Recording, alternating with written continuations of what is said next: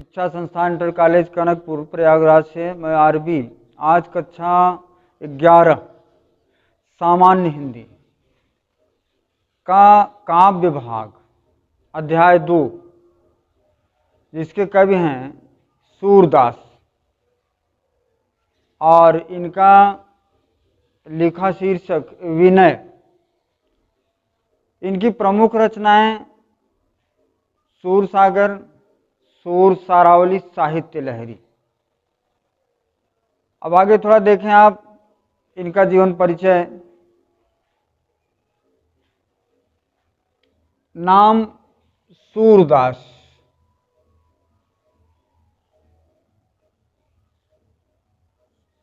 पिता का नाम रामदास सारस्वत,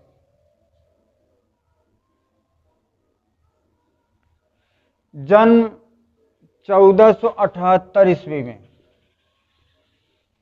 जन्म स्थान रुनकता सीही नामक ग्राम में।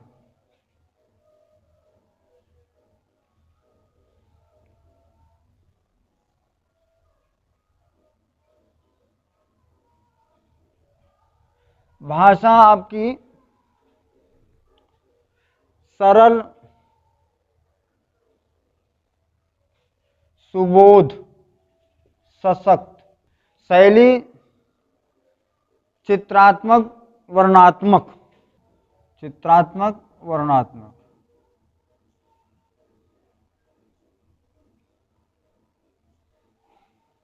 आपकी प्रमुख रचनाएं सूरसागर, सूर सारावली, साहित्य लहरी। निधन आपका 1583 ईस्वी में। साहित्य में स्थान सूरदास का हिंदी साहित्य जगत में भक्त कवियों में सर्वोच्च स्थान प्राप्त है। सूर को सूर्य कहा जाता है। साहित्य जगत में ज्ञान का प्रकाश विस्तृत एवं सुबोध सरल रूप में प्रकाशित करने वाले महान कवि के रूप में प्रसिद्ध हैं। आप जन्मांध थे, यह विद्वानों में मतभेद है। कुछ जन्म से ही अंधे बताते हैं, कुछ जन्म के पश्चात अंधे होने का कारण बताते हैं। इस तरीके से सूरदास ने भगवान श्री कृष्ण की भक्ति का बड़ा ही सरल, आकर्षक और साहित्य जगत के लिए विकासशील कविता का सृजन किया। इनकी कविताओं में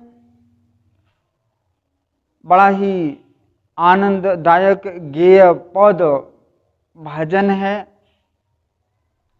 जिसे गाने से और वार्तालाप के रूप में आदान प्रदान करने से बड़ा ही आत्मिक आनंद की अनुभूति होती है। सूरदास जी ने जिस तरीके से भगवान श्री कृष्ण का रास लीला का बड़ा ही विशद वर्णन करते हुए कोना कोना झांका है, वह एक नेत्र विहीन कवि के लिए बड़ा ही विषम कहा जा सकता है। उन्होंने भगवान श्री कृष्ण की बाल लीला का बड़ा ही मार्मिक वर्णन किया और भक्त कवियों में अपनी सर्वश्रेष्ठ प्रसिद्धि हासिल की। इसलिए साहित्य जगत में सूरदास को सूर्य की उपमा देते हुए उन्हें कहा गया है।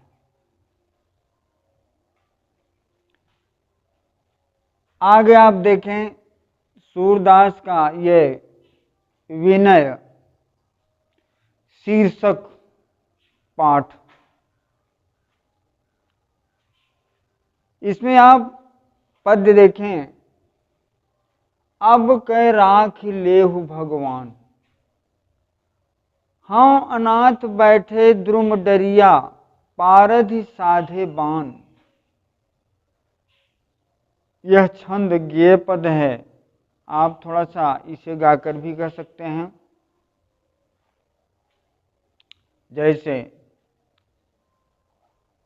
अब कै राख लेहु भगवान,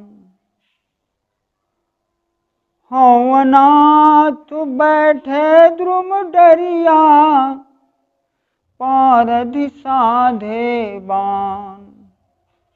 अब कै राख लेहु भगवान,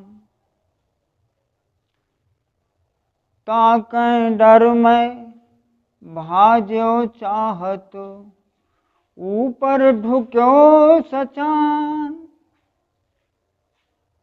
दुहु भांति दुख भयो आन, अब कौन उबारे प्राण। अब कै राख लेहु भगवान, सुमिरत ही अहि डसो पारधी, कर छूटो संधान। सूरदास सर लगो सचानहि, जय जय कृपा निधान। अब कै राख लेहु भगवान। इसमें देखें आप शाब्दार्थ, शब्दों का अर्थ कुछ देखें। राख, रक्षा,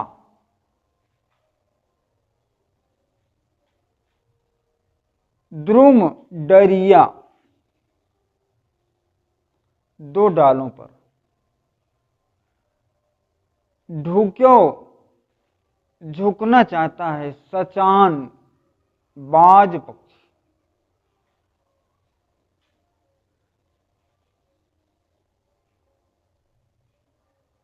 पारधि, शिकारी।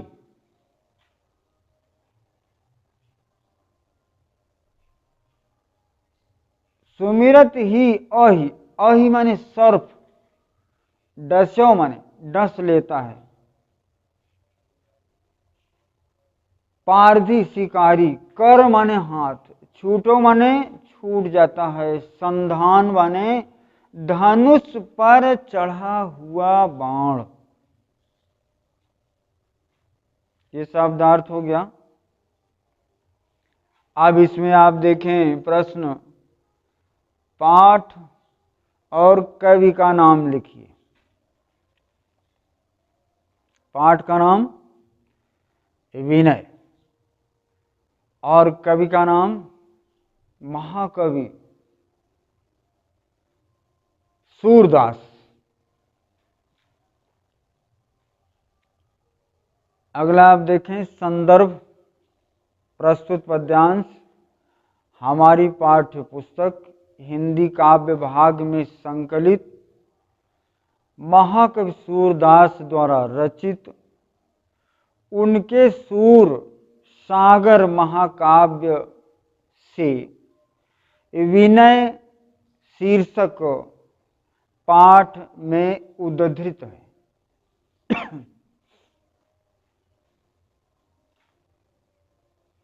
अगला प्रश्न आप देखें, प्रस्तुत काव्यांश की व्याख्या कीजिए। व्याख्या देखें आप, अब कै राख लेहु भगवान। महाकवि सूरदास जी कहते हैं कि यह जीवात्मा रूपी पक्षी ईश्वर का स्मरण करती है और कहता है कि हे भगवान, इस दुख की घड़ी में अब हमारी रक्षा करो। आपके सिवा हमारी रक्षा कोई अन्य नहीं कर सकता।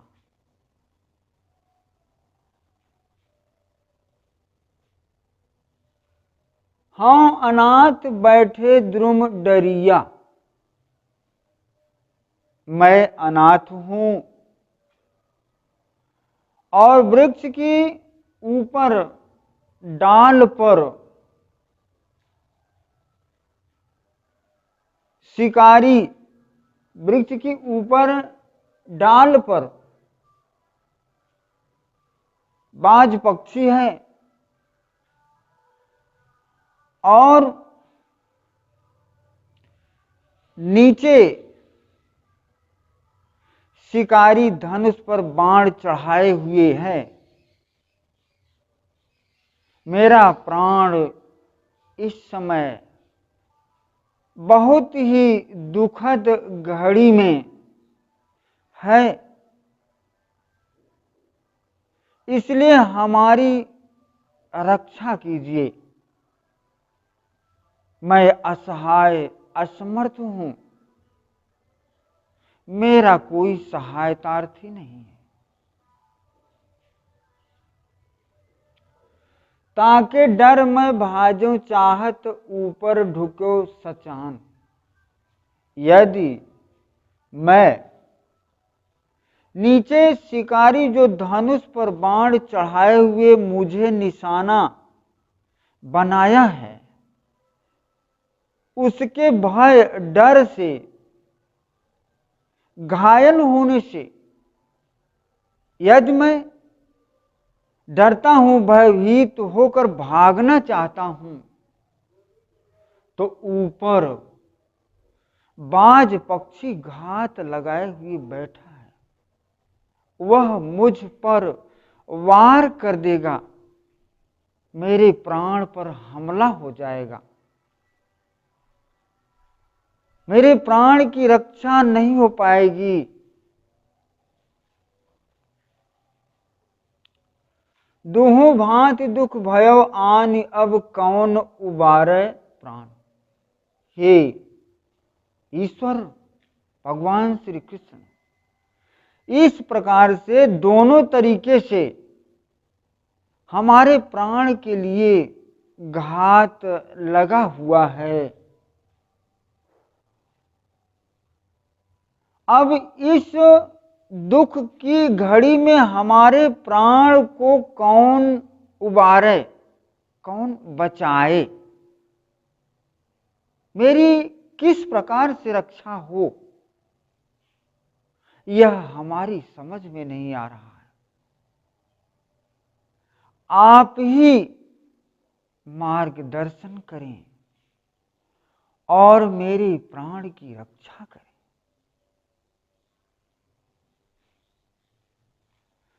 सुमिरत ही अहि डस्यो पारधि, कर छूटो संधान। जीवात्मा रूपी पक्षी के कष्ट में पड़ जाने पर वह भगवान का स्मरण करती है। उसके स्मरण करने से, प्रार्थना करने से आश्चर्य होता है कि नीचे से जहां शिकारी खड़ा है धनुष पर बाण चढ़ाए हुए, वहीं से और एक सर्प निकलता है और वह सर्प निकल कर शिकारी के पैर में डस लेता है।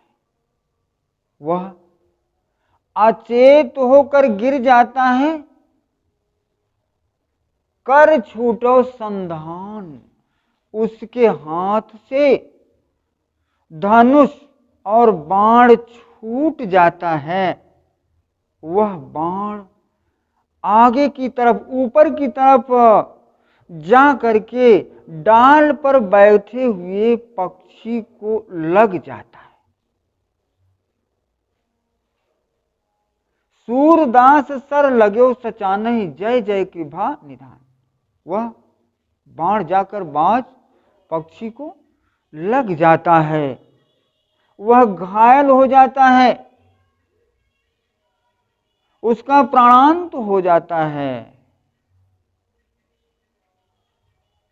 तत्पश्चात महाकवि सूरदास जी कहते हैं कि ऐसे भगवान जो अनाथ, असहाय, असमर्थ की रक्षा करने वाले हैं, नवीन जीवन दान प्रदान करने वाले हैं,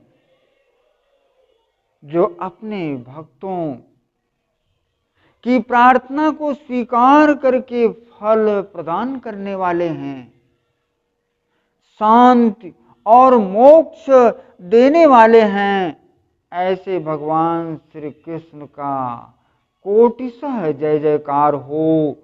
उनके कमलवत श्री चरणों में कोटिशः नतमस्तक हो।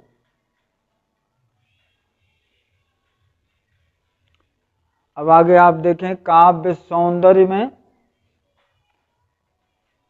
कुछ प्रश्न देखें।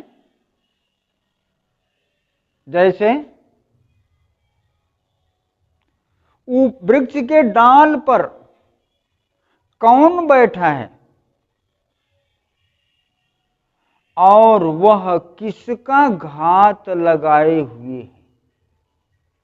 उत्तर हुआ कि वृक्ष की डाल पर बाज पक्षी बैठा हुआ है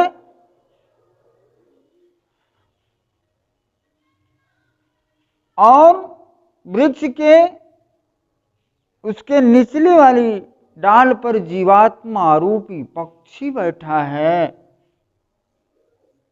वह बाज उस पक्षी के प्राण के घात पर अपना निगाह लगाए हुए है।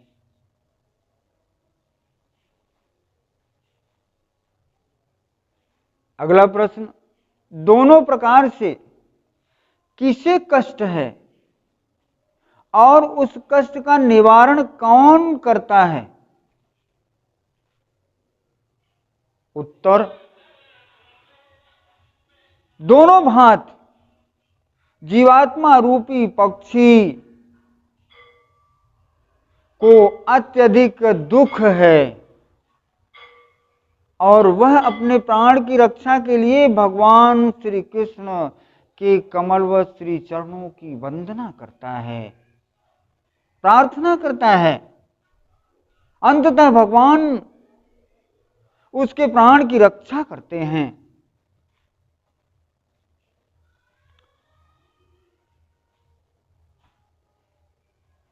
अगला प्रश्न, जीवात्मा रूपी पक्षी को स्मरण करने पर क्या परिणाम आता है? उत्तर, जीवात्मा रूपी पक्षी जब भगवान के नाम का स्मरण करते हुए अपनी रक्षा के लिए प्रार्थना करती है तो उस वृक्ष के नीचे से एक सर्प निकलता है, वह शिकारी को डस लेता है और शिकारी अचेत होकर धराशायी हो जाता है, उसके प्राण का अंत हो जाता है। काव्य सौंदर्य में आप पहली हेडिंग देखें, महाकवि सूरदास जी ने भगवान श्री कृष्ण की महिमा का बड़ा ही हृदय स्पर्शी वर्णन किया है। दूसरा नंबर, सूरदास जी ने भगवान की आश्चर्यजनक महिमा का प्रतिफल जीवात्मा रूपी पक्षी के सम्मुख रख दिया। आगे आप देखें भाषा, ब्रज भाषा, रस शांत एवं भक्ति रस। ब्रज भाषा नोट कर लें, और रस शांत एवं भक्ति। छंद गेय पद है, अलंकार पुनरुक्ति प्रकाश अतिशयोक्ति और मानवाशयोक्ति अलंकार का प्रयोग किया गया है।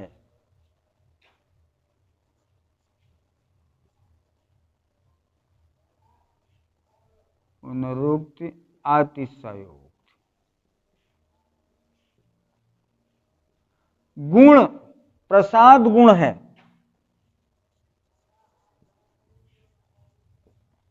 शब्द शक्ति लक्षणा एवं व्यंजना है।